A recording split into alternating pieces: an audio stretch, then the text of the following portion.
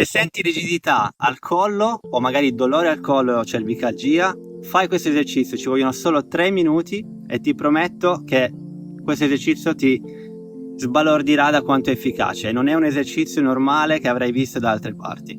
Quindi la prima cosa che facciamo, se sei seduto o in piedi, fai una torsione del collo a sinistra e destra fino alla fine del corso e nota quanta rigidità hai, perché adesso ti farò fare l'esercizio e poi testiamo la rigidità anche dopo. Quindi l'esercizio è questo: metteremo le mani in questo modo dietro la nuca. Te lo faccio prima vedere in piedi, poi lo faremo seduti o sdraiati, anzi. Quindi le mani sono in questo modo. L'unica cosa che faremo è guardare in alto a destra per 60 secondi e siamo lì per 60 secondi con gli occhi senza modificare il punto in cui guardo. Non faccio questo, quindi è mento dritto, occhi a destra e poi 60 secondi a sinistra. Facciamolo assieme così lo vedi. Quindi mi metto sdraiato, gambe in questo modo, dietro, guardo su, tieni 60 secondi adesso gli occhi verso in alto a destra. Starò qui 60 secondi.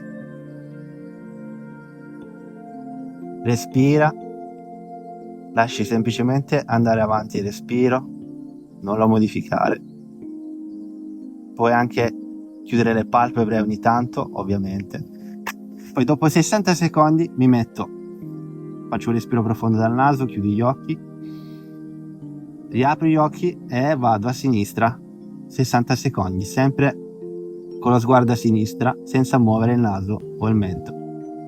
A questo punto, dopo che sono passati altri 60 secondi, che li puoi contare a mente, ritorni in posizione neutra, chiudi gli occhi, respiro profondo. Piano piano ti alzi e noterai com'è il tuo collo. Faccio un altro test, sinistra e destra, e noterai una grande differenza. Fammi sapere nei commenti come è andata.